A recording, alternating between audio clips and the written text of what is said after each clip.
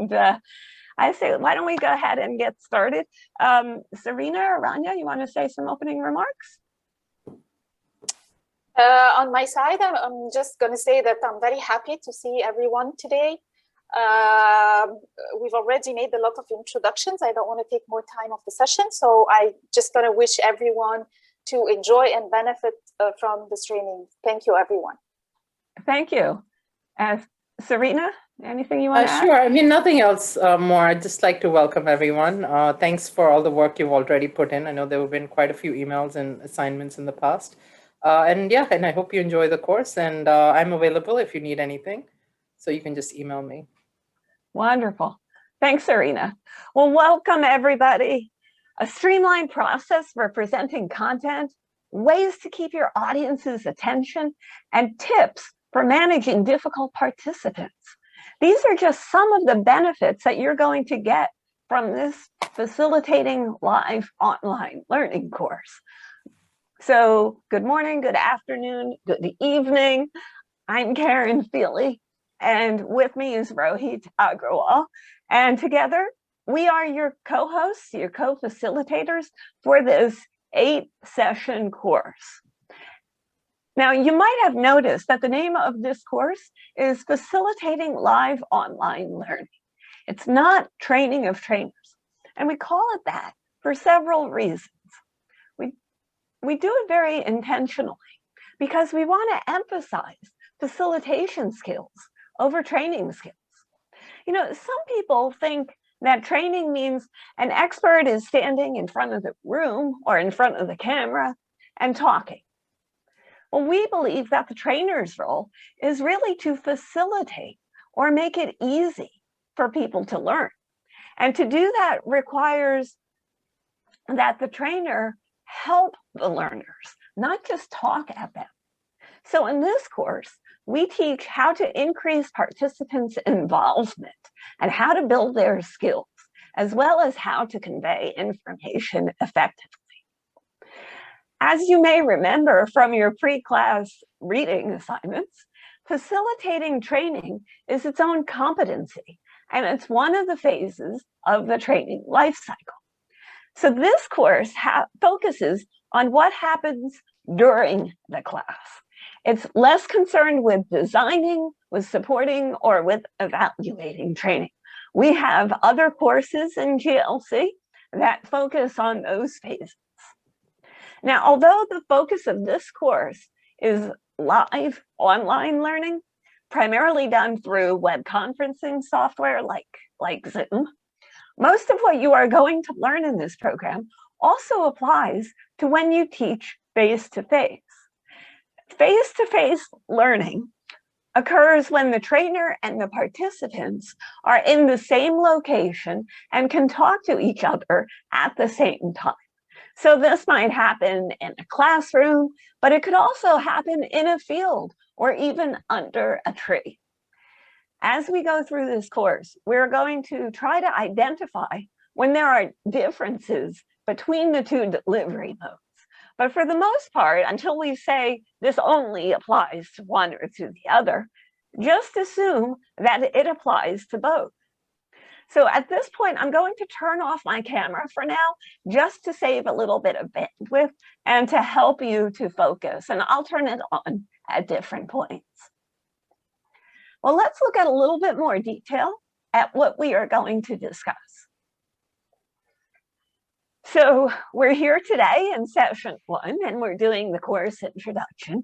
And we're also going to talk today about preparing the learning environment. And this really has to do with what you need to do even before people come into the class.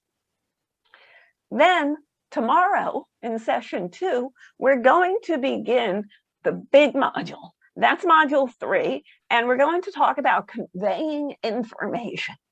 I call this the big module because it's going to take from session 2 all the way to session 4 to go through the entire learning cycle and talk about how to get your training to be more involved with the participants, how to improve their attention, their focus, their understanding, and eventually get them to use what they learn. When we get down to session 5, we'll hit module 4. And I agree, this is where it gets a little confusing numerically. But this is going to be a lesson that most participants tend to really like. This is about managing the class. It's about how do you deal with those difficult people in the class, the ones who won't stop talking or the ones who won't start talking. And how do you deal with objections? How can you do that in a way that doesn't upset people? And finally, how can you control the time better? In session 6 and also in session 7, we're going to look specifically at online training. In session 6, we're going to talk about how you can use some of the most commonly found tools on web conferencing software to engage your audiences and make these webinars more fun. And then in module 6, which happens in session 7, we'll look at some of the more advanced functionality, the ones that takes a little bit more finesse to do, like breakout rooms or annotation, and we'll teach you about how you can use them. And then finally, in our last session, we will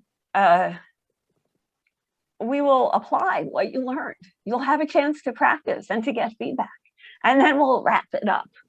And as I mentioned in our conference call last week, or maybe the week before, I guess, you're going to have 2 opportunities to practice. The first is going to happen between session 2 and session 3, and you'll have a chance to practice giving some training and getting some feedback.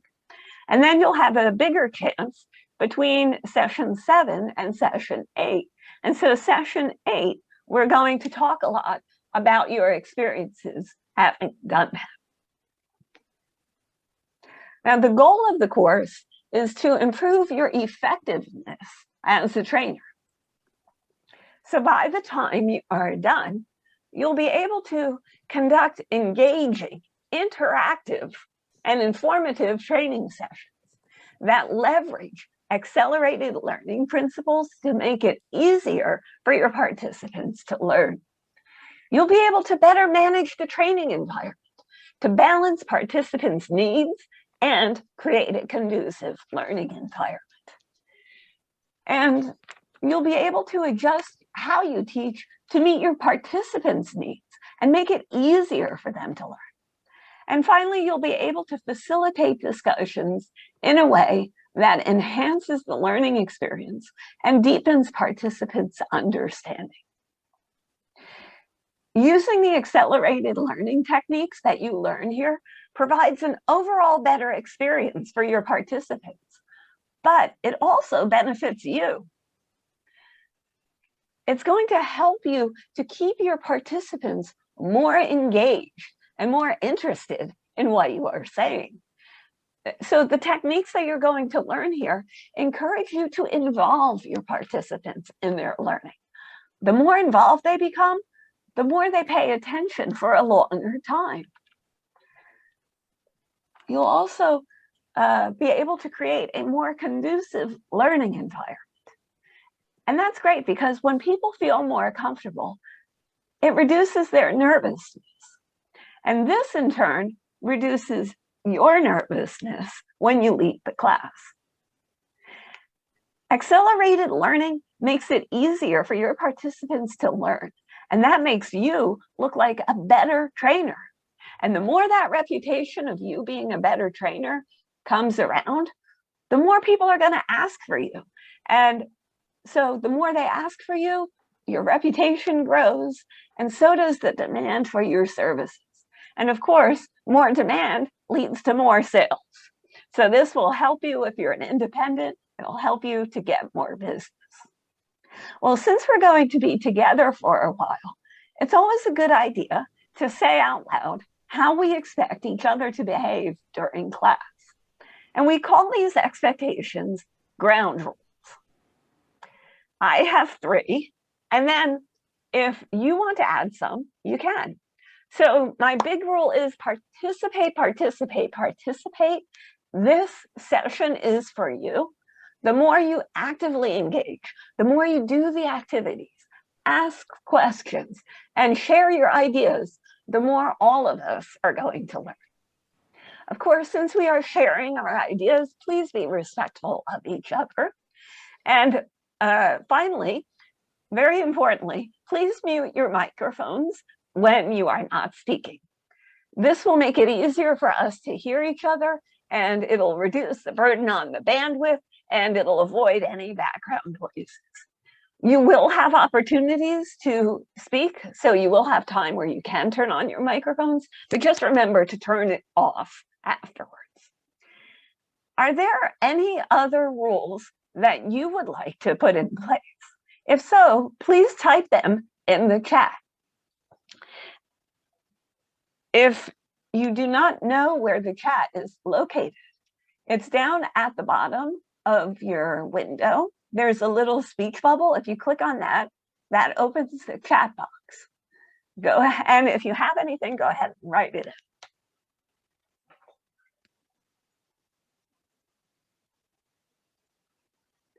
All right, well, not seeing any. I'm going to say that everybody's okay with that. So, oh, I like that. Thank you, Louis. Louis says, be present mentally and physically. Yeah, you know, that's a great one. Please, you will have a break at about the 5 minutes. And so, you know, during that time, you can run and do other things and check your mail. But please, while you're here, please do be here. And Assad asks that we add, give airtime to everyone. So in other words, let everyone have a chance to speak. Don't hog the microphone. Great additions. Thank you very much. Well, if you can agree to this, if you're willing to agree to these, including the 2 that were added, please type yes in the chat box.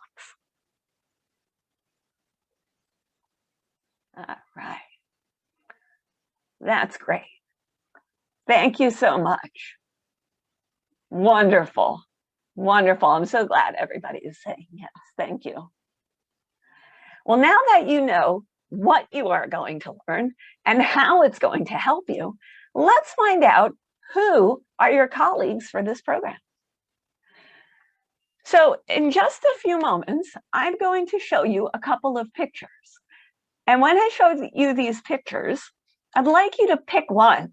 Pick one of the 4 pictures that describes what it feels like for you when you have to conduct training. And if you've never really conducted training before, then think about what you feel like when you have to give a formal presentation. And I want you to just pick a picture, keep the number and the image in your head. And then we're going to break you out into groups. When you get into your groups, please turn on your microphones, turn on your cameras so you can get to know each other, and share with each other. Well, actually, even before you share with each other, please pick a representative who's going to introduce the group and summarize your discussion. So once you've picked your spokesperson, then go around and introduce yourself. Again, tell us your name, your country, what picture you chose, and why you chose it. And so you'll have about 8 minutes to do this.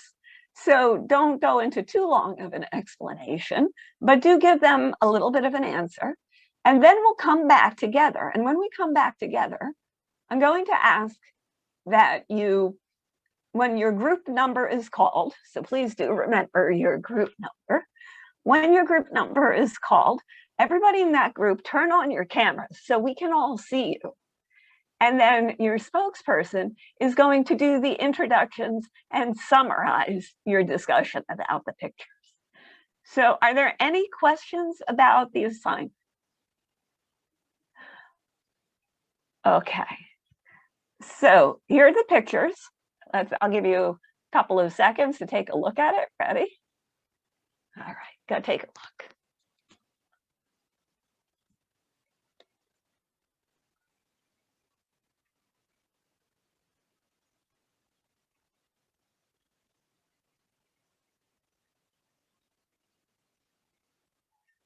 And remember, pick the one that describes how you feel when you conduct training or give a presentation.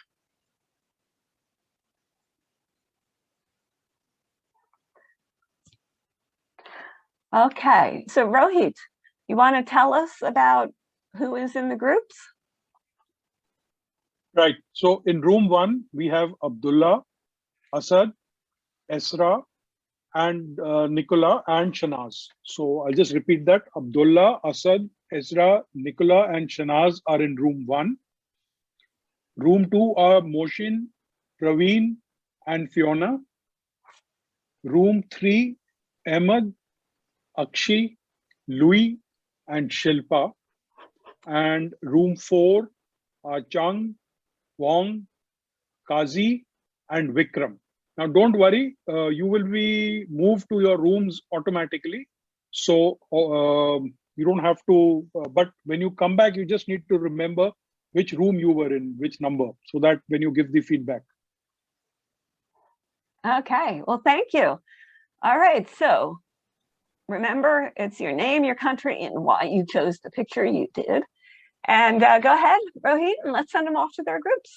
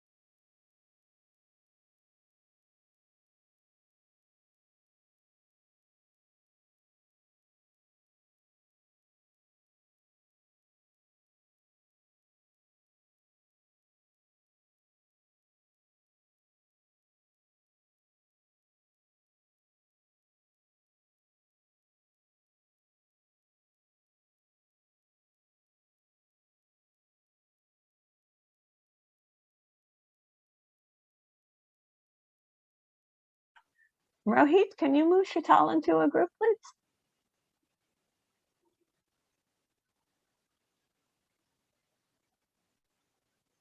Oh, I think, okay.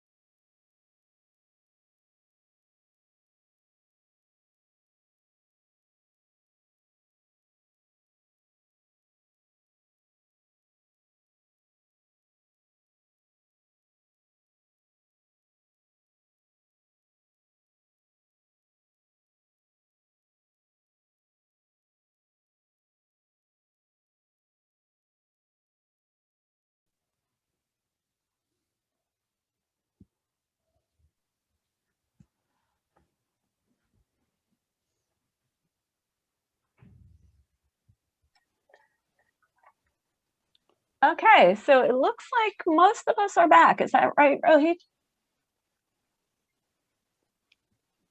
Yes, I think all of us are back.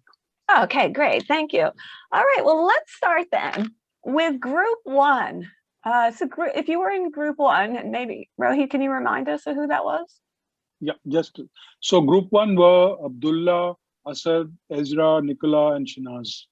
Thank you. So anybody in group one, go ahead and turn on your cameras, and whoever is your spokesperson, let us know and go ahead and do the introductions. I think I was selected as a spokesperson. I'm Nicola, and I'm from Italy.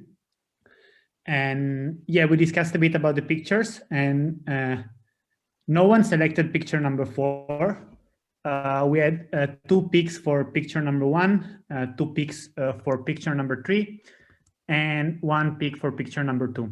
So the main reason for selecting picture number 1 was about, it's a rope, so it was about connection, connecting parts, and putting together different pieces of knowledge and different backgrounds.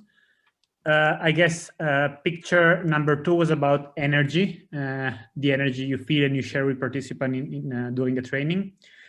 And regarding picture number 3, the keyword was spotlight. You feel you're on the spotlight and you have to basically be the person delivering and sharing the knowledge with the other participants. So yeah, that was our discussions. And who was in the room and where were they from? We had Shanaz, Abdullah, Ezra, and sorry, I forgot, and Azad, sorry.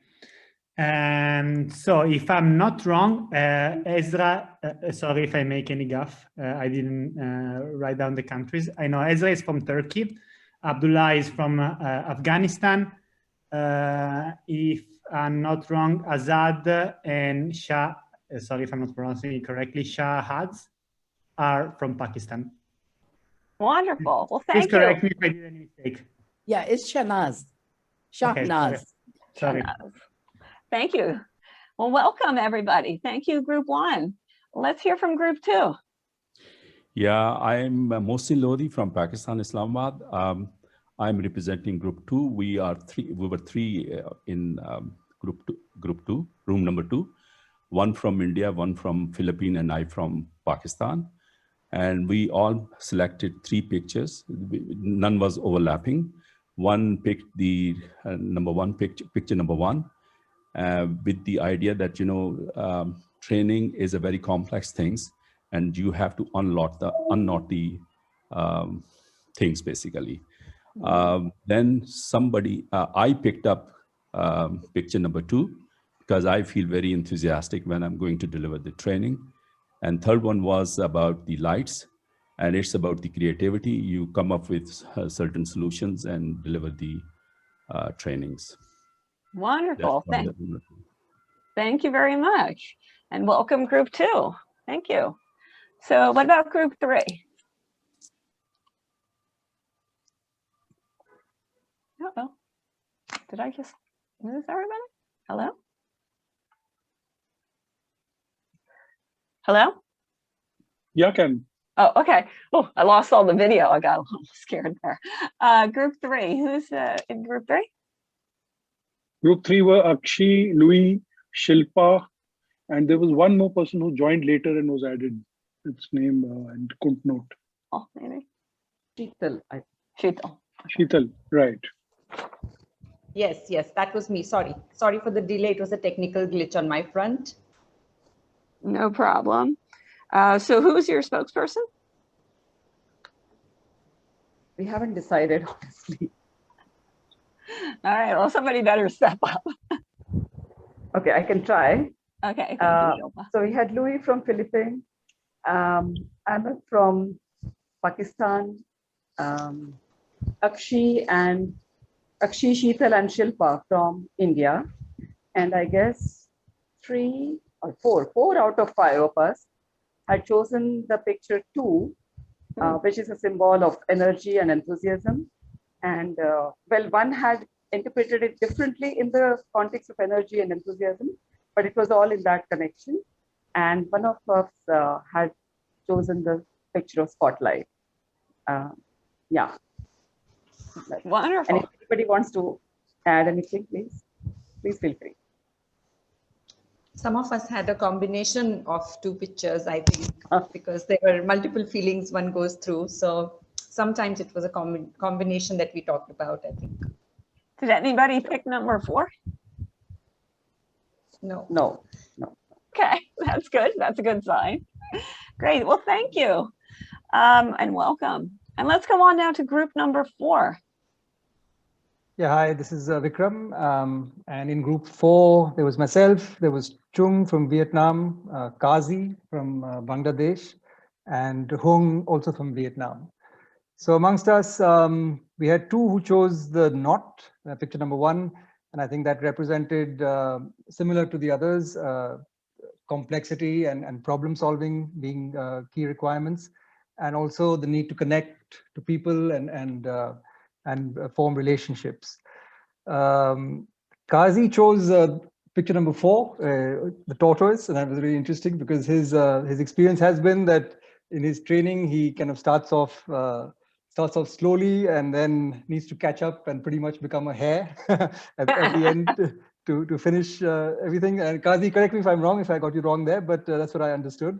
And I chose the spotlight because, as I explained, I'm not really a trainer by profession, and the idea of standing up and talking to a number of people, you just tend to feel, I guess, that you're in the spotlight for that time. Yeah, that's us. You got it right. You got it right, Vikram. Thank you. Thank you, Kazi. Thank you. Well, that's great news. And Vikram, don't worry too much. Sorry, not Vikram, Kazi. Don't worry too much about the whole tortoise and the hare thing. We're going to give you some tips for how to help you manage your time better. And maybe then you can kind of switch over to being more of something in between the tortoise and the hare. Sure. Wonderful. Well, thank you very much. So that was group 4. And I think there was there a group 5, Rohit? No, there were just 4 groups. Okay, great. So we got everybody. And I really appreciate all the variety of interpretations. I always find it so interesting to hear how people interpret these pictures. And I think that's part of the beauty of what we end up learning from each other as we go through and as we involve more participants, is that, there's more than one way to look at a situation or a problem. And so the more you get in the idea that, it doesn't always have to be you talking. It can be other people talking. The more these ideas come out and get shared, and that makes for a richer experience for everybody, including the trainer. And I will tell you from my own experiences, I have learned so much over the years from my participants, not just kind of in terms of general stuff, but also in terms of like, oh, I got to do that the next time I teach a course on such and such. I get a lot of great ideas from my participants. So that whole idea of involvement and helping us all learn, it includes you as the trainer. Well, to make sure that we all have the same expectations about what you want to learn from this program, I want to take a moment now to review your answers from the self-assessment that you filled out in the Finding Your Path to Facilitation experience. And I just want to talk about how closely they align with what you're going to see covered here. So for the most part, it was a pretty good alignment. We had a few people who asked about, they wanted to learn how to adapt the content for different abilities and different learning styles. And we're going to talk a lot about that in sessions 2 and 3 in particular, but also 4. So you'll get that. Giving and receiving feedback, you're going to get a lot on giving feedback. In particular, in session 4, you'll get that. And we kind of vaguely talk about receiving feedback, but what I would say is if you feel like you haven't quite gotten enough on that by the end, when we get to session 8, there will be an open forum, a time for questions and answers. If we haven't brought up receiving feedback tips by then, please ask us again, and we can certainly give you a couple of ideas. Monitoring learners' progress. We'll talk also during module 3, which is sessions 2 through 4, about some different ways to monitor your participants during sessions so you see whether they actually understand it or if they're just kind of shaking their heads. Demonstrating enthusiasm. You're going to see that demonstrated throughout this entire program. And we'll talk about it a bit in sessions 2 through 4, but we'll also talk about it in particular in session 6 when we talk about how do you demonstrate enthusiasm when you're online and people can't see you as easily or at all. And managing time, oh, we're going to hit that big time. We'll hit that in session 5. I believe it is, module 4. There's a whole big chunk of our class on managing time. Now, there were two topics that came up that I just want to set expectations on. This is not really focused on designing programs or slides because that's really more of an instructional design issue than a training issue. So we're not really going to talk about that too much. However, we do talk a little bit in session 6 about how you might need to adjust your slides or adjust your programs for online learning. But if you are interested in really in learning how to create a training program, the GLC is getting ready to offer its first session, its pilot session of a intensive instructional design course. It's going to be completely online and it's going to take place over several weeks. But by the end of it, you will create an actual training program. So if you're really that interested in training design, talk to Serena, talk to Rania, and see if we can get you into that pilot or to let you know when it's available, to the general public. And then post-training support, we're not really going to touch on that here too much because, again, that's a whole separate phase of the training life cycle. And here we're focusing more on the facilitating phase. So in the future, we hope to have some courses on providing post-training support. At the moment, I don't have a date for that. So I just want to set your expectations around that. And finally, as we go through this program, you're going to learn many tips and tricks that are going to help you to relieve you of some of the nervousness that you might be feeling. And also from time to time, I'm going to give you a backstage look at why I am doing certain things and how they can help when you're facilitating. So for example, here is the first tip for helping you and helping the class manage time better and preventing digressions. So on my desk, I have a piece of paper with the word parking lot at the top of it. If I were doing this in a classroom, I would have a piece of chart paper hanging on the wall. And on that wall would be the words parking lot at the top. So a parking lot, as you probably know, is a place where you put cars when they are not in use. You might park your car in a lot when you go shopping. And after you're done shopping, you come back to the lot and you return to your car. Well, we can use that same approach for questions asked during the class. So for example, if you ask a question that neither I nor Rohit immediately know the answer to, I'm going to park it on this paper. I'm going to write it on the paper. And that's going to be a reminder to me to research the answer and respond to you before the program ends. Now, similarly, if we get into a long discussion that is causing us to digress, I'm going to, at some point, pause the discussion and park the subject by writing it on the parking lot. And that will be your signal that Rohit and I hear you. We understand your concern, but we don't have enough time to discuss it in greater detail during the session. So we can talk about it more during the break or between the sessions. And again, I'm only going to use this, and same thing with Rohit, he's only going to use this, to prevent digressions. if you have a concern that is related to the topic that you discussed, please do not hesitate to raise it. So we really would like to do that. And speaking of concerns,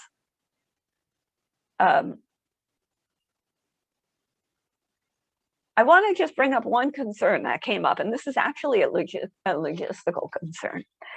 And that is that we noticed after we had sent out the invitations to all of you that the 29th of this month is Holi. And so we were concerned a little bit about whether everybody is going to be able to attend during Holi, or do we need to change the date of the class a little bit. So if attending this class is going to conflict with you doing your Holi celebrations, please write it in the chat and let's discuss what we can do.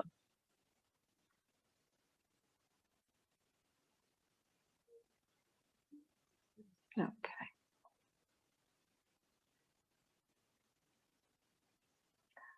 Okay, so we have one person that this is going to affect.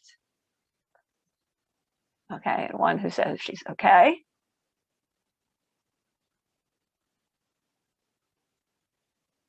And one who's flexible. Fine. Okay, so since it's only one person, I'm wondering if the best thing to do would be for Praveen, can we send you a recording of that session and then just have you watch that, or do you want us to reschedule? No, I guess it's fine, Karen, because if it's just 1 hour 21 doesn't make too much sense. I'll have to accommodate, because generally evenings in Holi is a busy time, but this time because of COVID it's going to be quiet. So I think anyone from India who's writing it's okay is just because mostly this time it's going to be quiet. So I think let's go ahead with the class then. Okay, thank you. Thank you for your understanding. We'll make sure to send you the recording. I'm just taking a note here. Okay, so we don't forget. All right, thank you so much for that. Well, with that, let's begin our discussions on how to train with some thoughts about what to do even before your first participant enters the class. And here we're talking about preparing the learning environment. So this module consists of 2 lessons. Understanding your audience's needs focuses on your participants, what they need and what they want from the training. So, you know, if you think about what we often tell salespeople in training courses, right? We tell the salespeople that in order to make the sale, you have to understand your customer's needs and wants. And actually that applies to trainers too. You have to understand what your participants need and want so that you can prepare the learning environment and the material appropriately. And then the second thing that we're going to talk about is creating the learning environment. And this is about a little bit about the logistics, but more we're going to talk about creating a good emotional environment for the training. But let's begin by thinking about our audience. So I have a little poll for you. Rohit, can you pull up the poll? So which of the following do you think are roles that the trainer plays during class? And you can vote for as many as you like by clicking next to them. And then when you're done, click the submit button. So do you think that the trainer's role is to be a provider of information, a conversation traffic officer, a salesperson, a coach, or a cheerleader? So go ahead and make your selection.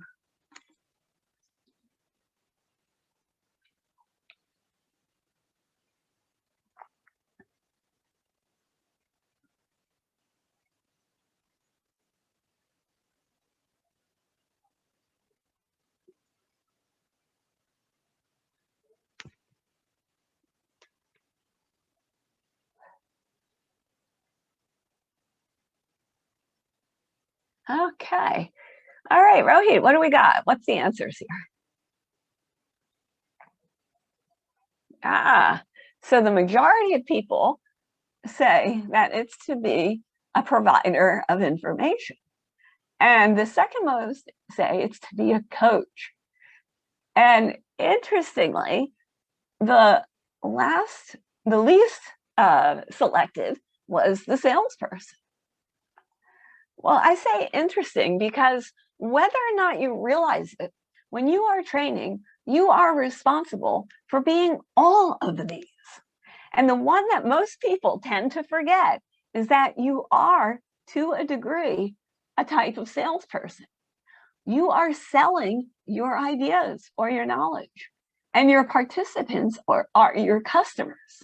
So therefore, it pays to know something about them.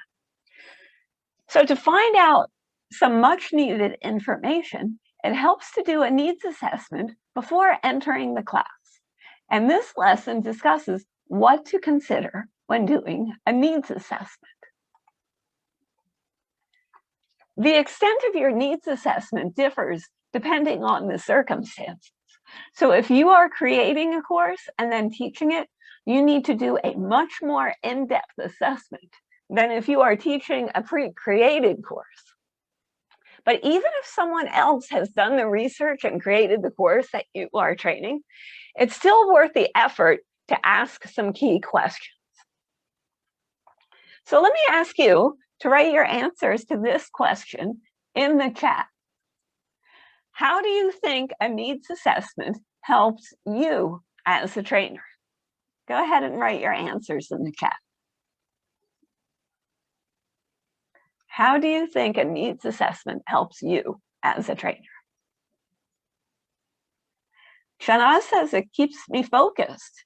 And Shilpa says to design the program well. Nicola says it helps to deliver more targeted information. And Kazi says, yeah, it helps to choose the content and to use the appropriate methodology and focus on the right topics, says Stephen. And yeah, and the content design, absolutely. Yeah, a lot of you picked up for sure on the idea that it's about designing the course. And I like what Chung says, that it's about providing what the learners need. Absolutely. Yeah, there's a couple of reasons, and you're right. It's to understand the reason for the course, right? That's why, even if you're not designing it, even if you're teaching somebody else's course, you still need to understand why they are teaching this course. So it pays to think about why. What is the problem that the organization is trying to solve by offering the training? Because if you understand what they're trying to solve, then you can be in a better position to emphasize the right points or to link what you're talking about to the issues that are appropriate for your audience. And that results in the course being considered more relevant or more successful. So in addition to asking what the problem is, try to learn why they are trying to address it now. And I often ask this when I go into a new client. It's like, what happened recently that is making you decide now is the time to offer training on this particular subject? You know, why now? Why not a year ago or a month ago? What's going on, right? Try to find that out ahead of time. The second thing is that, as you said, it helps to customize the course appropriately before the session.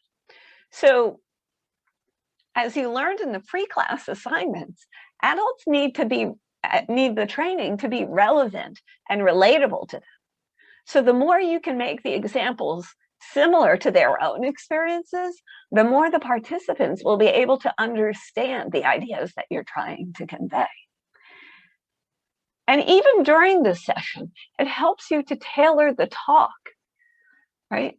Understanding the content and the audience gives you the needed information so you can explain concepts in ways that resonate with the audience, even if you don't change the design or the slides, but just how you talk about it changes. The more relevant you make your training, the better experience both you and your participants are going to have. Now, I will admit that sometimes it's hard to think of what categories, of what questions rather, to ask when we are on our own. So thinking about the categories of questions can help you remember what to ask. So in general, assessment questions fall into 6 categories. The first is problem. What is the real problem that the person who's paying for this training is trying to solve? For instance, is the organization trying to increase sales or improve customer service scores? What is it that they're trying to do? Related to that is the goal or the purpose of the training. This is a little bit different, right? So the problem is, what is the organization trying to fix? But the goal or the purpose is really about what should participants leave knowing how to do. So if the goal, if the problem that they're trying to solve is to improve customer service scores, then participants should learn how in that session to service customers better, or how to explain a new financial product to the customers. So what is it you want them to leave knowing how to do? The third set of questions is around audience characteristics. And here we're talking about demographics.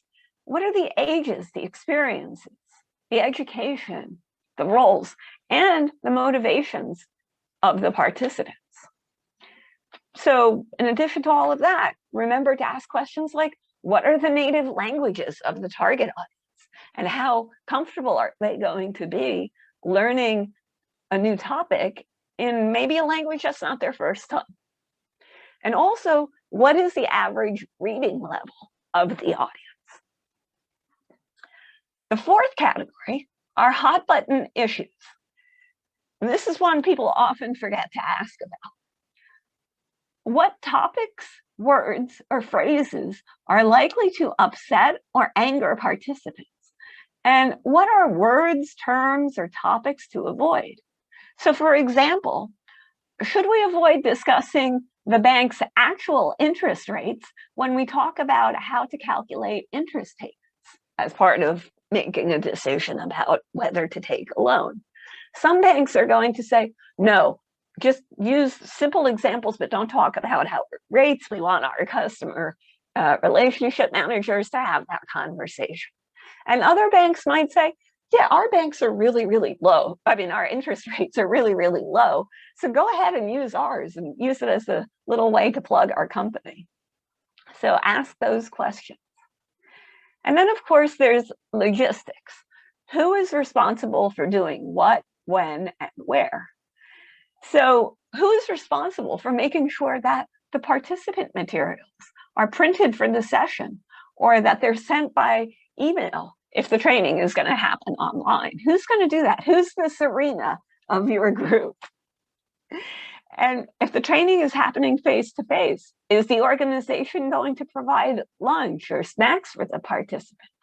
How early can I get into the room? You know, all those kind of questions, make sure you ask.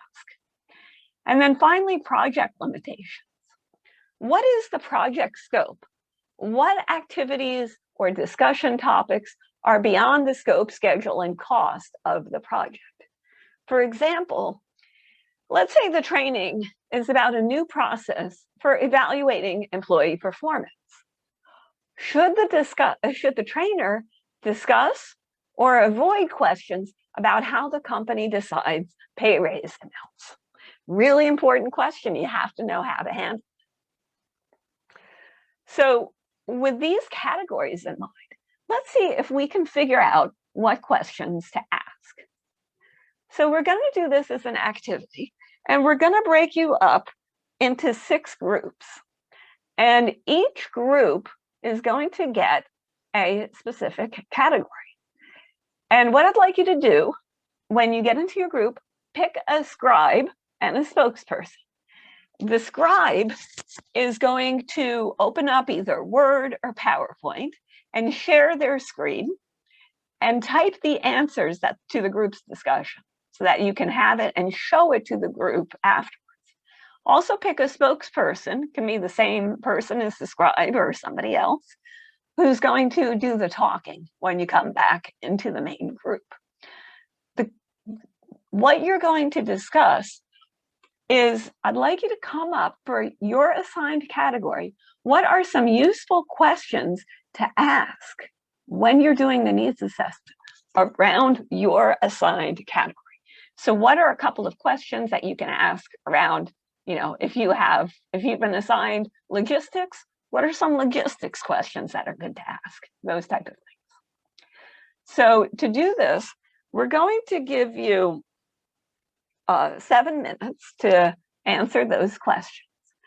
And Rohit, do you want to tell us who the groups are? Yes, group 1 is Hong, Ratna, Sheetal, and Vikram. Okay, and so group 1, you're going to have problem. That's going to be, and I'm going to pop here, you're going to have problem as your assigned group, as your assigned category. Thank you. Who's in group 2?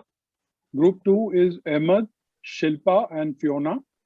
Okay, and group 2, you're going to take the goal or the purpose of the training. Group 3? Group 3 is Asad, Chang, and Shanaz. Okay, and you're going to take audience characteristics. And group 4? Group 4 is Abdullah, Moshin, and Stephen. Okay, you're going to take, what are those hot button issues or words to avoid? And, because once you say them, everybody's going to go like, ah, get all upset. Group 5? Esra, Praveen, and Kazi. And that you're going to have logistics. So that's all the logistical questions you want to ask. And group 6? Akshi, Louis, and Nicola. Okay, great. All right, so again, just see how many questions you can come up with. Feel free when you're in your groups to turn on your microphones and turn on your cameras. And remember to create the list and share it so that you can see it with each other. Okay, so Rohit, you want to break us out into our groups? Right.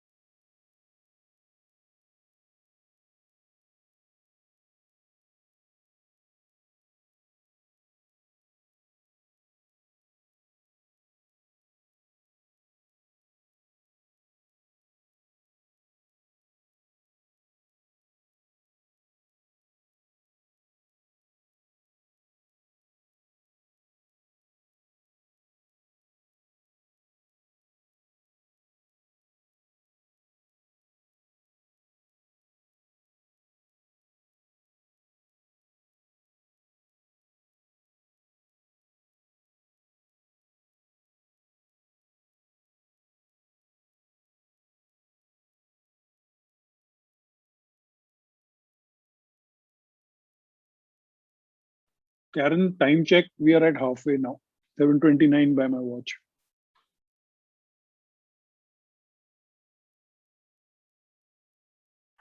Okay, I think what we'll do is debrief this activity and then take the break. Does that make sense? Right. Yeah. Okay.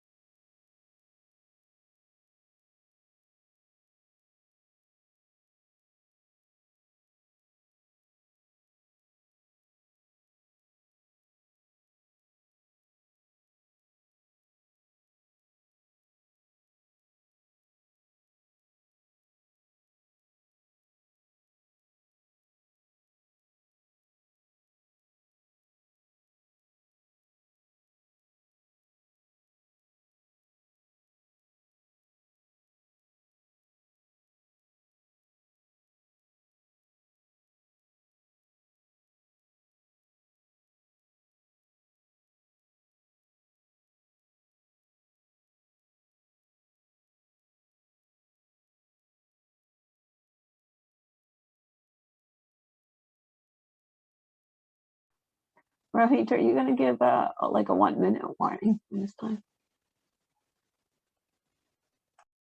Right. In fact, I forgot to do that last time.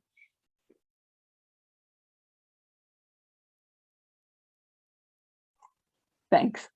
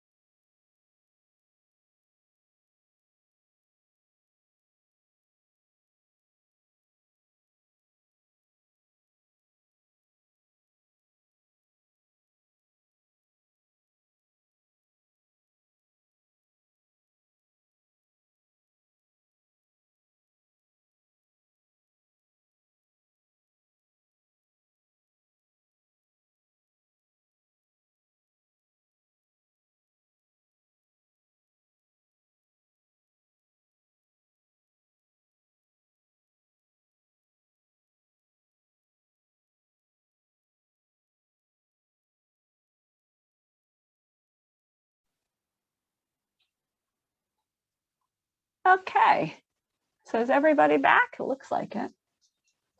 All right, well, welcome back. I hope you had a interesting discussion here.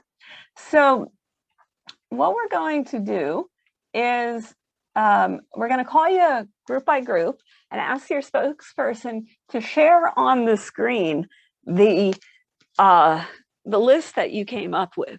So if you're not familiar with where the share screen is, if you move your cursor to the bottom of the screen, there's a little green box that says share screen, and then you click on that. And when you do that, you can pick then the document that you want to share, click on that, and at the bottom hit share, and that will bring it up for you.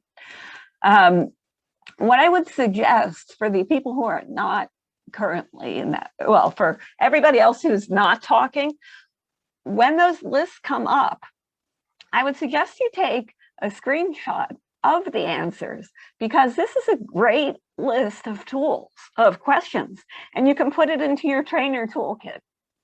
So let's start with group 1, who had the question of problem. And who is that and who wants to share?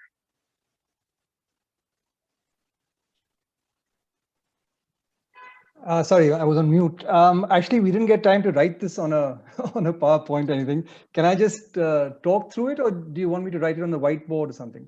Well, go ahead and talk through it. And people can take notes. All right. So our point was problem, and the questions that we came up with were as follows. So the first would be, what exactly is the gap that we are trying to address through the training? For example, it could be a gap in service levels, a gap in knowledge levels, etc. So we'd like that to be defined clearly, and therefore we'd ask that question of the person who's organizing the training, actually. Secondly, is there any data that supports that that result, right? So we'd like to see, where this conclusion comes from, and thirdly, it's linked to this: is it measurable? So once we do the training, what is the expectation of impact, and how much time will it take to reach that desired result, and how would you measure it? Third would be the current knowledge levels. If it's a question of knowledge, for example, is there a way of telling the trainer that yes, the attendees are at a moderate level or at a high level or whatever it may be, so knowledge levels. And of course, what are the expectations of the attendees in terms of the content, and how is that going to tie in with that objective? So these are the 5 things that we thought of. Well, thank you, Vikram. That's a very interesting list, and you brought up some really good points. I just want to talk about a couple of them very briefly.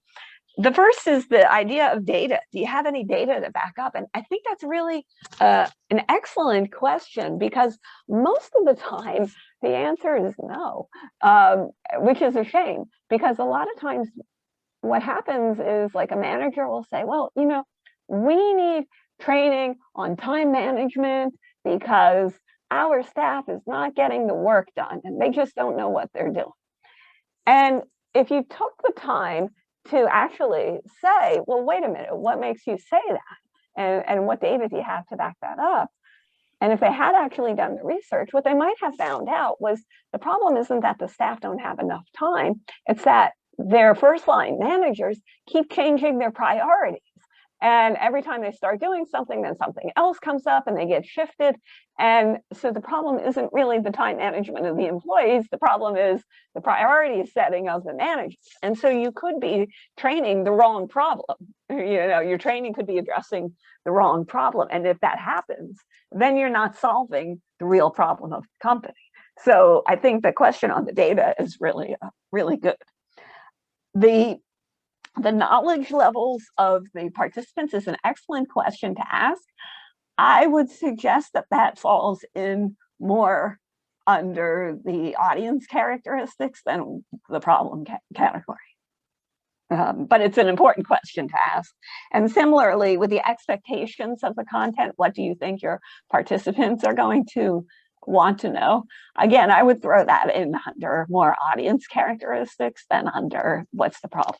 The problem, like you said, it's really what's that performance gap? What's that business goal that we're trying to achieve? And what's getting in the way of achieving it? So thank you very much, group 1. Let's move on to group 2. Hello, everyone. Hi, you got a list to share? Yeah, no, we don't have something in PowerPoint or Word, but I have written in my notes, so I can read from there. So first of all, the purpose of the training. So first question we would ask is is this the first time you're going to offer this training to those participants? So this is the first thing. Then we have the other question, what are the actual purpose of this training? Why you want to train your participants on such specific topic? Then the third one is what actual skills you want participants acquire after completing that training? And the fourth one, what are the actual business goals you think to achieve after that training? So these are the 4 questions which we jotted down. Very good. Yeah, I think, it's always tricky to understand the difference between the problem and the goal's purpose. And the problem is really that business goal. It really links up to what is the business goal or the business motivation for doing it. And then the goal and the purpose is, once you know that, what do you need your people to do? So it's kind of like about the performances. What do you need them to perform? What do you need them to do? So your question about the skills after training is right on target. That's exactly it. What should they be able to walk out of here doing? And how is that going to help them achieve that and solve that problem or close that gap? So I think you're right on target. Good, thank you. Thank you. Group 3, audience characteristics.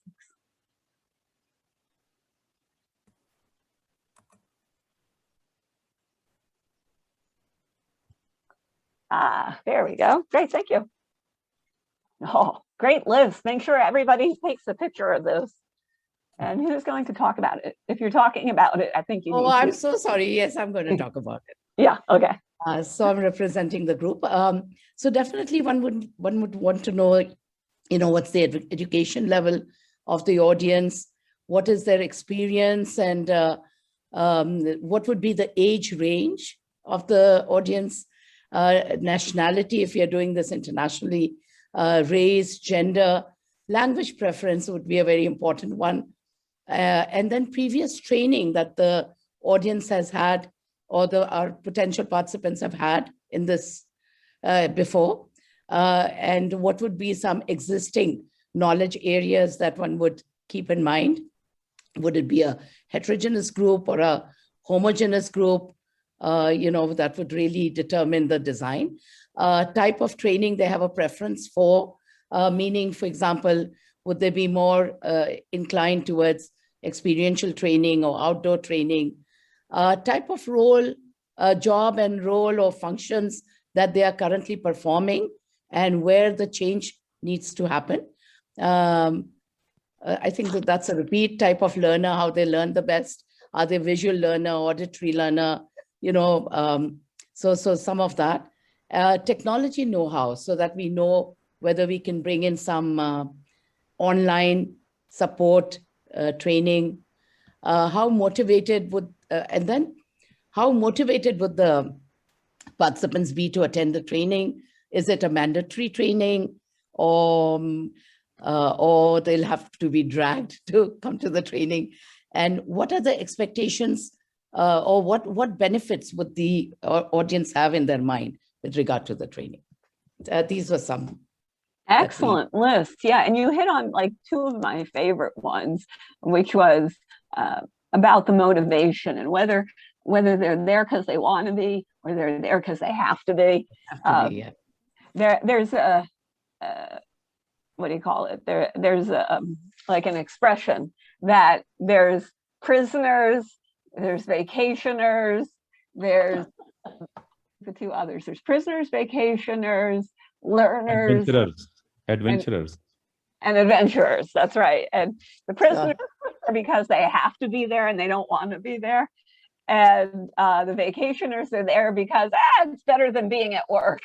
And then the learners are there because they're really interested. And then the adventurers are just always kind of curious, just want to see what's out there and everything like that. And so knowing what your mix is makes a big difference on how easy it is to, who's going to be your difficult people, who's going to be your easy people. So that's a great one. Okay, thank you so much. Let's go on to group 4. Group 4 had the hot buttons.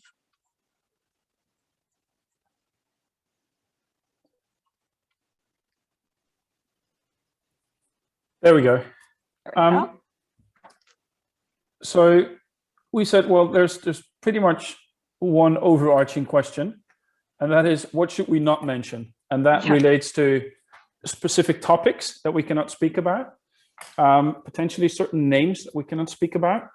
And names could be individuals, could be politically tainted, could be names of competitors, terms that we should or shouldn't use. References to clients, projects, countries, anything, let's say, outside of the direct client, especially relating to, if you come in and as an international trainer, you might reference other countries where they have difficulties with, because you know clients in that space. And then the other question was, what would be the right way to reference the client? So the name of the client, and I think the example was that in Pakistan, the companies are typically named after individuals. People working there look up to these individuals. So if you mispronounce their name, you lose, let's say, credibility and trust even before you've started the session. So that may not be a hot button word in terms of what you cannot, but what you should pronounce right. Excellent point there. I really like that one. And I want to come back to the one about terms, because this is a tricky one. You're absolutely right. I find though that when you ask like at the beginning or, just before you go on, hey, what are any terms that I should, the people, they're not used to thinking about it because they just know what are the right words to use and not the right words. So I really recommend that if this is, especially if this is a course that's brand new, or I'll come to that in a second. If it's a brand new course, or if it's, one that you're creating, that you have the client really take a look at the material beforehand and do like a pilot so that they hear it first. And this is why, because this happened to me. I was working with a client and we were talking about how to have a performance conversation. So this was about, you should give performance evaluations to your employees and you should have conversations with them about, here's what you're doing well, and here's what you need to improve, that type of thing. And so throughout this whole course, we said, as a supervisor, have a discussion with your employees once a quarter and talk about this. And everything was about performance discussions, blah, blah, blah. So we got to the pilot, and afterwards, one of the client subject matter experts said to us, you can't use the word discussion. And we said, why? That's what it is. You're talking with the employee. You're discussing. It's a discussion. And they said, no, because this is a union environment. And here, when we say a performance discussion or a discussion, that means that you have to bring in people from the labor union and people from management, as well as the two people involved. And it becomes a very big formal thing. And that's not what we're talking about. So we had to go through and change all the word discussion all throughout this thing to conversation, so that it didn't have this other connotation that we hadn't been thinking about. I saw a question just now from Hung about what are the hot buttons of our class. Yeah, and I would say, we thought about this a lot, and I would say the big hot button here was presenting, the word presentation, because we wanted to make the point that training is not about standing up and presenting to everybody and you doing all the talking, but rather it's about facilitation or training or active involvement. And so what you'll see, we haven't gotten to it yet, but when you have your big homework assignments, what we're talking about is it's a practice that you have. It's a training practice. It's not a presentation. So that's an example of the hot button. Great question, Hung. Thanks. Okay, let's go on to group 5.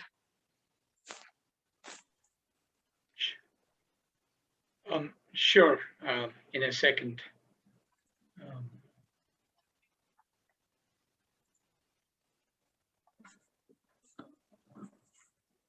Okay. Oh, yours is fancy. Right. We are going to talk about logistics, of course. And Erza, Naveen, even Sarina was there as an observer, I think, and myself, Kazi. So we divided the questions actually into 3 parts. I really appreciate Naveen, who really contributed a lot here.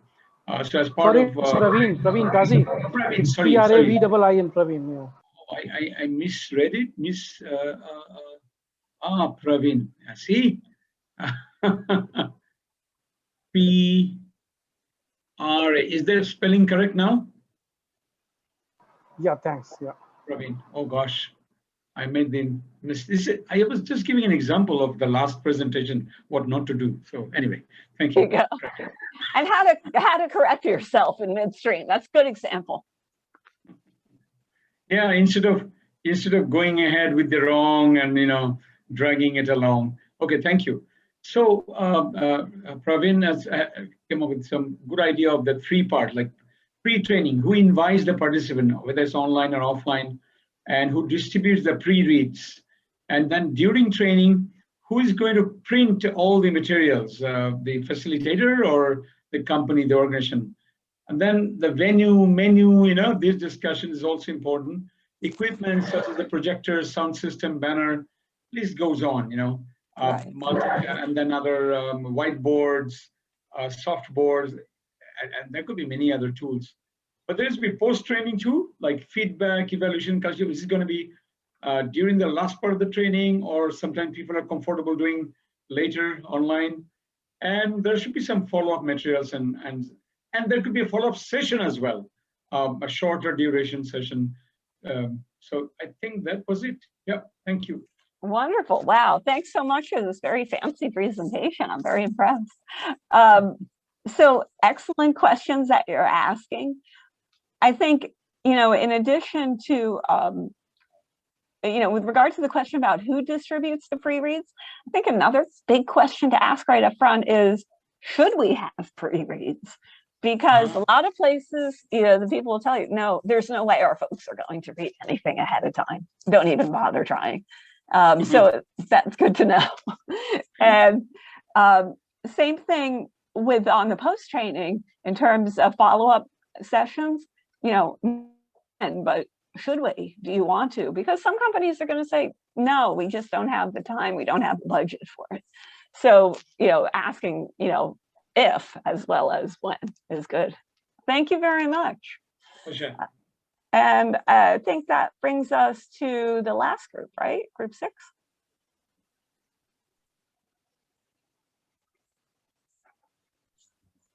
Okay. So for group 6, I was with Akchi and Nicola. So ours was on project limitations. We came up with 7. What's the budget? So what would the budget be to allow us to do certain things and not do certain things? And is it aligned with the goals? Do you have a specific timeline in mind?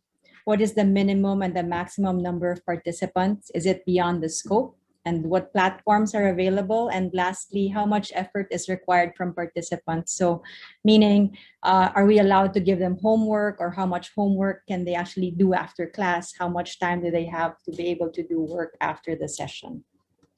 Great. I think I would say the platforms that are available are probably, if you mean like Zoom or WebEx or something like that, if that's what you mean by platform, then I would put that under logistics than under project limitations. It's really about, and same thing with the number of participants, I would also put that under logistics. Project limitations is about, where do we stop talking about stuff? Like, what's within the scope to talk about? If you're talking about, like I said, if you're talking about a performance evaluation system, do you want to get into talking about how bonuses are calculated, or don't go there? We'll handle that separately. If you're talking about, something with the banks, let's say you're talking about how to get a loan. Do you want to get into what all the different characteristics are, or of, how the bank decides, or do you want to just keep it to, here's the paperwork that you have to fill out, like where should we go beyond in our talk? Like, that's really what we're talking about here. All right, so that's everybody, right? Did I miss anybody, Rohit?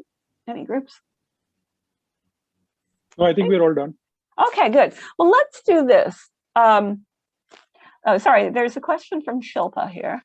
When we're conducting online training, where does the question of who and how will the trainers get familiar with the platform to be used for discuss the sort of a drive?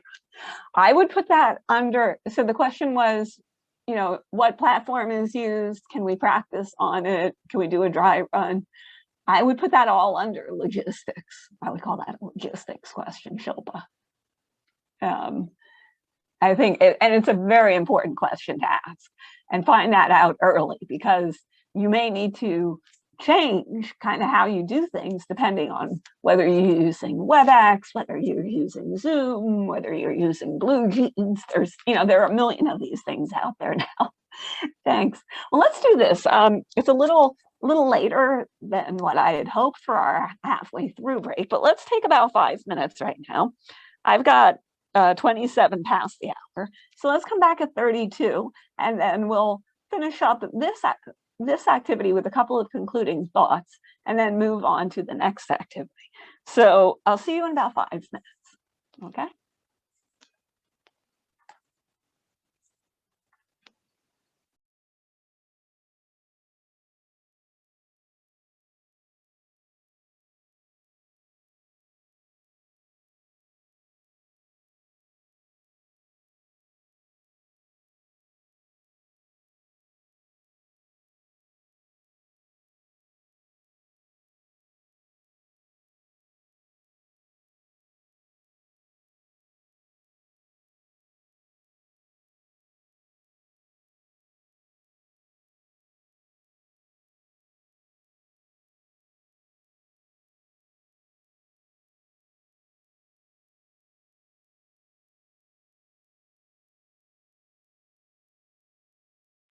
Karen, are you speaking? Because you're on mute right now.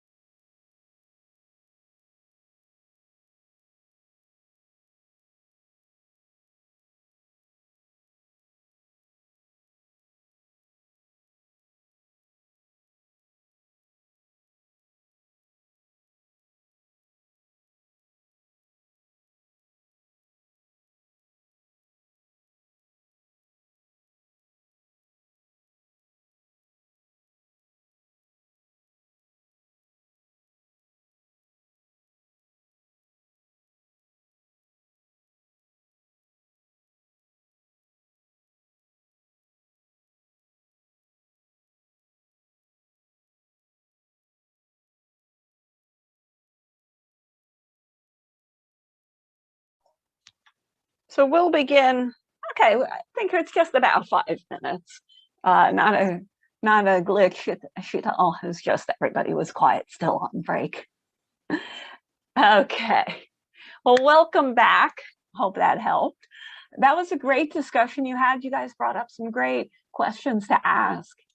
And I want to talk for a moment, aside from the questions that you asked, I want to talk a little bit about a couple of training tricks that I just employed. First of all, people remember smaller chunks of information better than longer lists. So if you have a long list that you need them to remember, try to find ways to break it up into smaller chunks or categories. That way they can remember the categories first and then even smaller number of items within the category. And as a general rule, try to limit the chunks to no more than 7 categories. So I could have just given you that big long list of questions, but you probably wouldn't have remembered them because you didn't work with them. Now, I could have just as easily given you a list of questions or lectured you on what questions fall into what categories. But I didn't do that either. Instead, I let you figure it out for yourselves. And I used the activity to pull the knowledge from within you. I knew you knew it, even if you did not realize that you did. Activities like these are great for making what could be a very boring lecture much more interactive and engaging. Those type of activities where you pull that information out from within people, that works off of a concept called the generation effect. The generation effect states that people remember information more if they manipulate it or handle it or generate it. So by asking you to create the questions, I created experiences that are now branded into your brains. And that means you are more likely to remember it for longer. Now, as you have just experienced, learning incorporates more than just listening to lectures.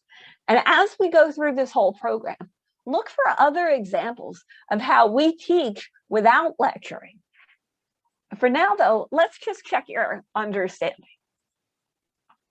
So, and I should mention before we get into the questions, you'll notice there's a little piece of paper here called useful questions. So in the handouts you received for this session that Serena sent to you a few days ago, one of them is a handout called useful questions. And it has this list of categories, and it has a good couple of questions to ask. So it's helping to build your trainer toolkit. So you can take a look at that for homework tonight and see how many other questions were there. So what other questions do you have about what we just discussed? Go ahead and write your questions in the chat box if you have any.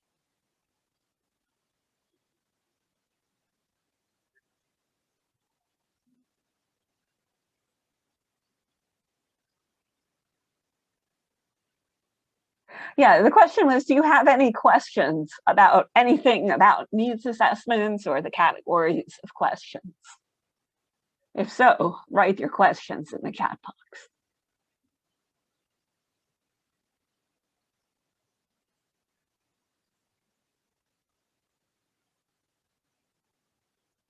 Okay, so I'm not hearing too many, so that's good, I guess. Let's revisit the main points from this lesson. Oh, there's one. How do we get the softer details to decide on hot buttons, etc.? Good question. I mean, I would start out by saying, you can ask very directly, are there certain topics that we should not go into, right? And then as you're looking through the material, you're going to be thinking about what exactly am I going to say? And as you start thinking about that, pay attention to what words you're using.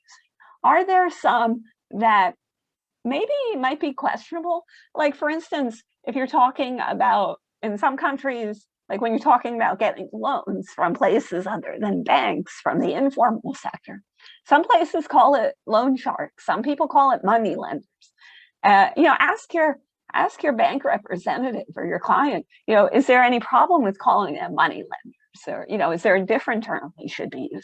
So think about that. And then if you can do a pilot, ask some of your client to sit in on that and listen and make sure that there's no words that you're using that are likely to set off people, and have them tell you that afterwards.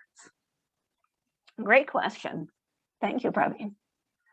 Well, in this lesson, we talked about needs assessments, and we talked about the importance of conducting them and different types, and we talked about the 6 categories. So that brings us to the end of this lesson on what you need to do before you train. Our next lesson focuses on what you need to do when you start to train. So at the bottom of your screen, if you move your cursor down, there's a little button called Reactions. And if you click on that, there's a button called Raise Hand. So right now, I'd like you to raise your hand using that click button if you have ever entered a classroom or a presentation or a meeting and entered it to find music playing before the session began. Has that ever happened to any of you? A couple of you have had it. Okay. Wow. Quite a few of you. So what did that feel like? What did it do to your mood when you heard that music? Go ahead and type your answers in the chat. What did it feel like, or how did you felt when you walked into the room and you heard this music playing? Felt energized, made you feel welcomed. Great. Kasi says energized. Louis says it felt welcome. Praveen says it lightened the mood. It made it more comfortable, more informal. Ahmed says, well, it kind of depends on music. And that's true. But you're right that it kind of puts you in a more relaxed, informal, comfortable frame of mind. And just like you need to put yourself in the right frame of mind to train effectively, you also need to prepare your participants to learn. So setting the proper learning environment makes you look prepared and professional. And it makes your participants feel more comfortable, willing, and able to absorb what you want to tell them.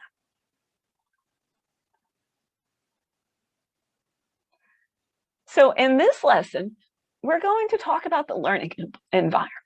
And we'll talk about the importance of creating a conducive learning environment and how to address what we call the learner's hierarchy of needs. But I want to start out with a simple question, or maybe it's not so simple. And that is, what do you think we mean by a learning environment? Go ahead and write your answers in the chat. What is a learning environment? What are we even talking about here? Go ahead and write your answer in the chat. What is a learning environment?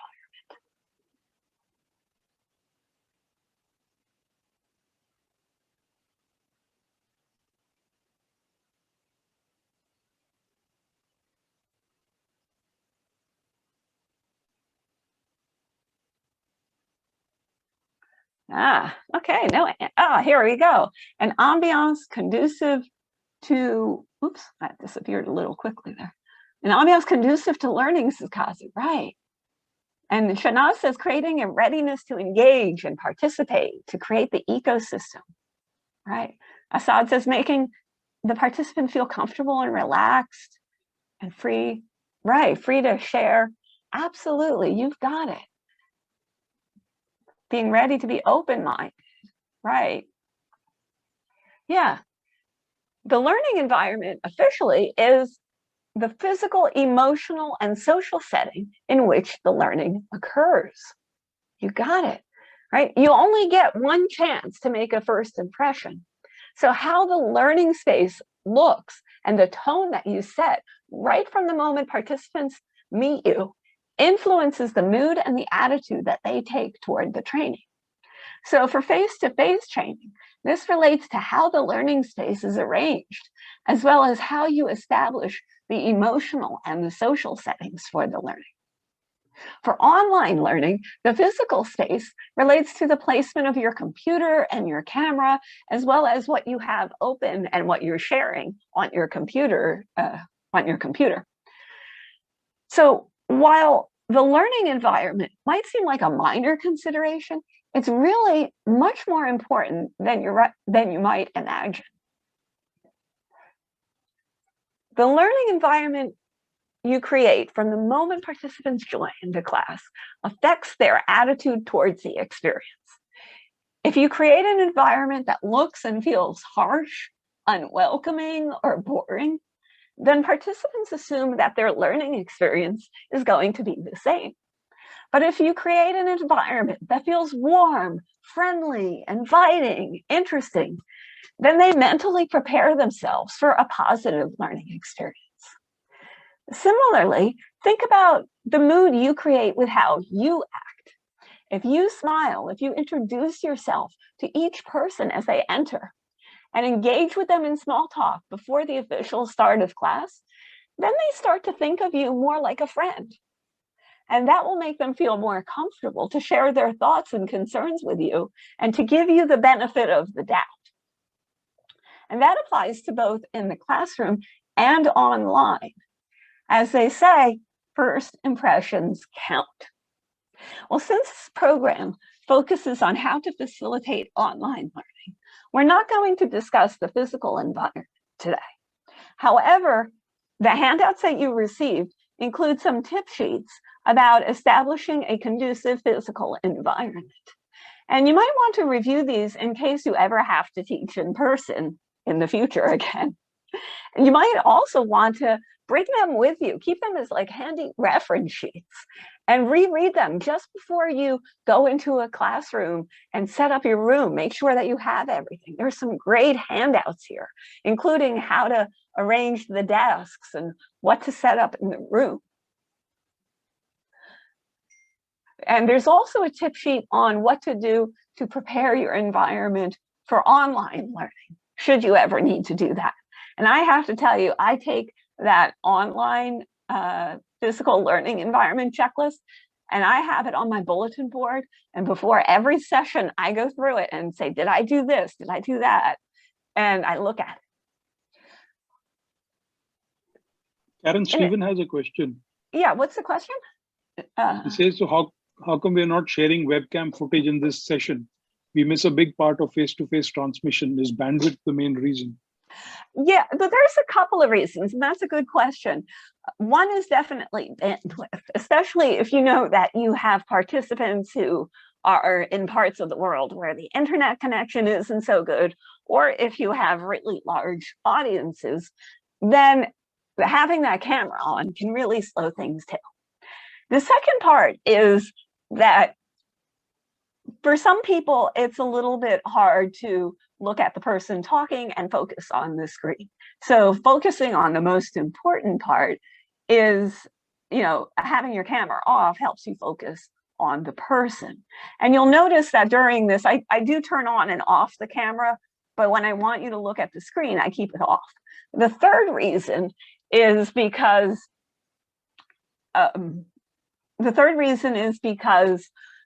you have to, as the facilitator, you have a lot going on and you're looking in a lot of different places. And when you have that camera on, you're really forced to keep looking at the camera. So it limits your ability to move around, to grab different things, to look in different places. So it is a little bit of a limiting factor.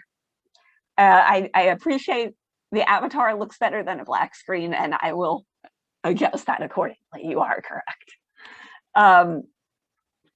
There's also a question of how can one judge the involvement of candidates if the camera is off?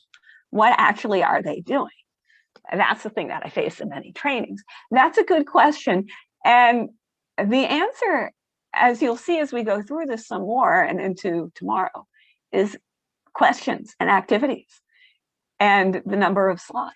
And we'll talk about all of these, but the short version is the more you get them involved in having to do things and raise their hands and ask questions and answer questions, the more they're going to have to be paying attention. If all you do is talk, then it is easier for them to just go off into, the Netherlands and go check not the Holland, but to go off somewhere else and to check, their email or do something else. So great questions. And you can also set that up as part of your ground rules too, and that'll help to control it a little bit too. Ahmed, keep that question in mind as we go through and get all the way through this. You're going to get a lot of examples of how to address that issue. Thank you. Well, the social and the emotional environments are just as important to consider as the physical one. Yet trainers often forget to address them. So we're going to focus on those environments. So right now, I'd like you to raise your hand, use that raised hand icon, if you have ever heard of Maslow's hierarchy of needs. Remember, okay, so I see a couple people. Oh, yeah. Oh, a lot of you. Yeah, fantastic. Right. Okay, good. Most of you have heard 15. Good, then I don't have to give a big, long explanation about that. Abraham Maslow, as you may remember, was an industrial psychologist in the 1920s. And his theory on the hierarchy of needs is used frequently in a range of disciplines, including leadership, marketing, healthcare, and recruiting. And it also applies to training. So what Maslow said is that we all have different needs. And until our lower level needs are met, like physiological safety and security, we can't begin to think about the higher level needs. So that applies in the classroom too. So for instance, if you think about when you go into a classroom, or even when you were starting this class, what are the very first questions when you come into a classroom? What are the very first questions in your mind? Go ahead and write it in the chat. The very first time that you come into a room, what are the burning questions in your head about that class before it's even begun? Go ahead and write your answer in the chat.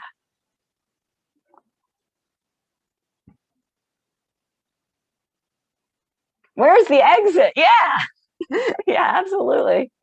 I got one more certification. Where am I sitting? Absolutely. And there's a couple more questions that I usually hear. Will I be respected? Will I be recognized or involved? Yeah. Yeah, the one, 8 hours of training, how am I going to manage for that long? There you go. I saw that was the one I was thinking about. Where's the coffee? Absolutely. And the related one to that, of course, there you go. Thank you, Shanaz. Where's the restroom? Yeah, all those questions about those physiological needs, the food, the water, the breaks, right? You need to answer that right away, because until that gets answered, people aren't ready to hear anything else. So that's why at the beginning of class, we always begin with all those housekeeping. Oh, is there candy for participation? Yeah, thank you. Yeah, absolutely. All those physiological things. We address that right at the beginning so that people turn off those questions in their brain. And then the next set of questions is exactly what I heard somebody say earlier, who was at Shanaz.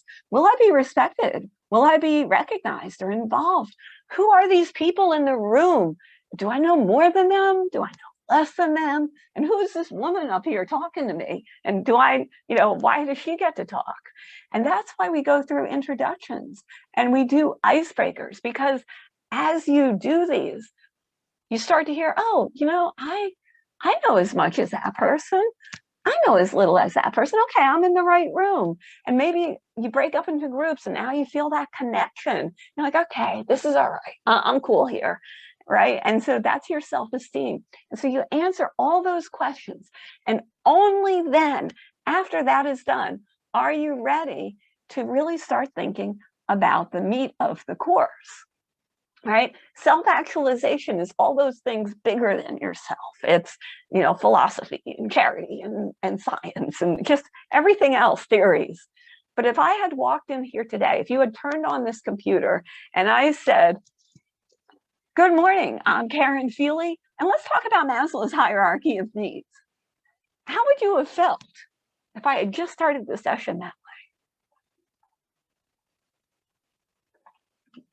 Probably would have felt like, wow, that was kind of abrupt, or I'm not really ready to hear that because I still have all these other questions that need to be answered. And so I bring this up because a lot of times what happens is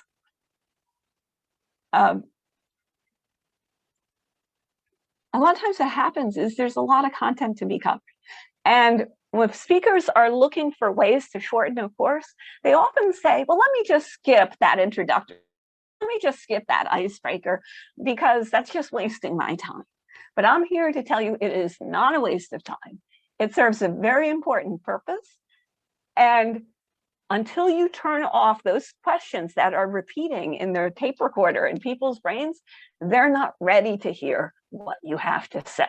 And so if you just come in and say, hi, I'm Karen, and Maslow's hierarchy of needs is important, and here's what it is, you're wasting your breath. They are not hearing you. So at various points throughout this course, we're going to talk about how to lift participants up through the hierarchy so that they're in a better emotional and mental state of mind to receive what you want to tell them. So for now, let's hear from you, though, about your concerns.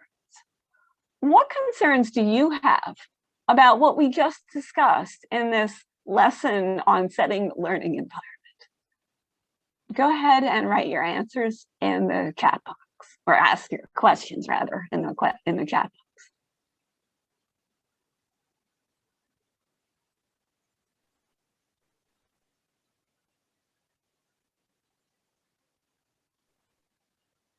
Karen, Stephen had a follow-up question. He was not convinced about moving around aspect. Well, just to give you a hint of what I mean by the moving around aspect. So what you don't see is I have my computer that I'm projecting on. I have a second computer to my left that I use whenever I want to tell you, here's where the buttons are, or if I want to check what is showing on your screen. I have a piece of paper.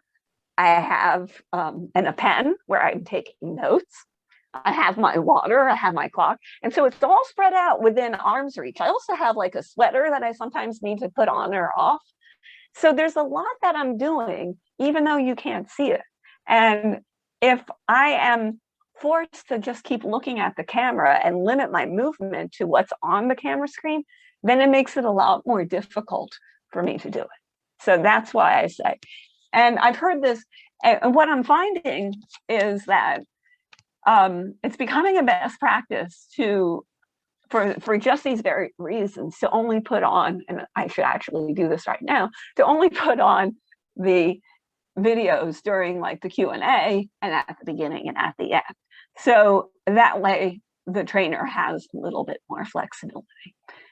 If it's not that complicated a session, then you can leave it on for the whole time. Or if you're doing just like a discussion, or if you're having like kind of a panel discussion, that's a different matter. But if you're actually doing a live online training, there's a lot going on behind the scenes.